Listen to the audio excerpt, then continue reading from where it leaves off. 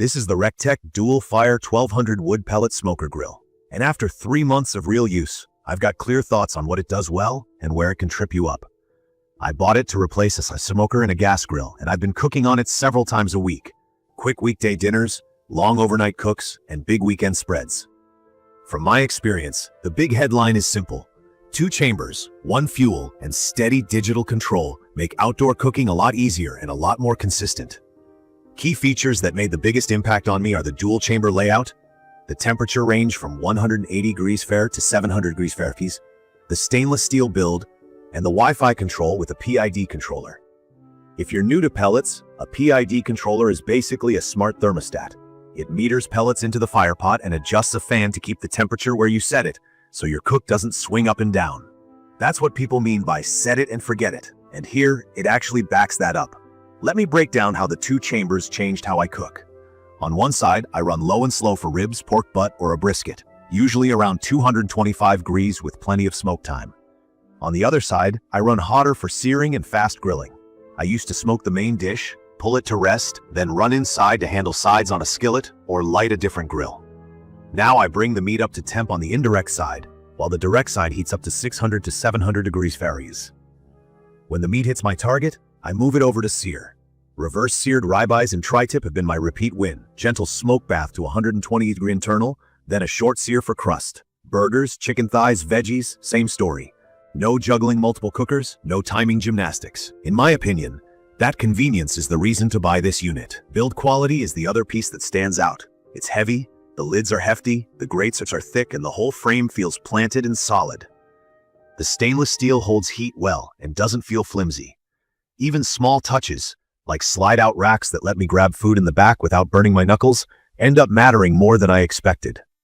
The casters roll smoothly on my patio, which is good because this thing is not light. The ignition lights fast every time, and I've never had a failure to start, even on cold mornings. Setup was mostly smooth, though I did run into one small annoyance. My box didn't include a printed manual, so I pulled the guide from Recteq's website. Not a huge deal, but it felt like an extra step on day one. Assembly took me a bit over an hour, and the parts fit cleanly. The burn-in, that first high heat run to clear residue, was simple. Fill the hopper, prime the fire pot with a handful of pellets, set both chambers to 400 degrees Fahrenheit, let it run an hour, and then let it cool. Shutdown is quick. The fan clears heat faster than my old pellet smoker, which I appreciate after late cooks. On performance, temperature control has been excellent. I use a separate probe thermometer now and then to check, and the set point stability is tight. Holding 225 degrees for hours overnight hasn't been a problem. I've done 2 overnight pork butts and a full packer brisket without babysitting. The hopper is big enough that I don't sweat refills during those long cooks. On the hot side, getting to 700 degrees Fahrenheit is straightforward, and it holds there long enough for batch searing. Direct flame exposure gives me a crust and grill marks I used to rely on gas for, with better flavor from the wood. Flavor-wise, pellet smoke is cleaner and milder than stick burner smoke. That's normal for pellets. If you want heavier smoke, I've had good luck running at the lower end of the range, like 200 to 225 Fahrenheit for the first hour or 2. I rotate racks during crowded cooks so edges don't overcook, but the heat distribution has been more even than I expected for a split chamber design. The app and Wi-Fi control are helpful, but not perfect. I love the basics. I can change temps from the couch, check probe temps, and review a log of what I cooked. From my experience, the core controls have been reliable, but alerts can be hit or miss. A couple of holiday cooks, my phone didn't get push notifications when the probes hit target. Rebooting the app helped, and the grill itself kept trucking, but it's something I hope Recteq strengthens. I'd also like small quality of life tweaks, like an easier way to jump straight into the current cook screen, or a simple timer built in. None of this stops me from cooking, but it's part of the experience when you're paying for a smart grill. Maintenance is what you'd expect for a pellet unit. I vacuum ash from the fire pot every few cooks and brush down the grates while they're warm.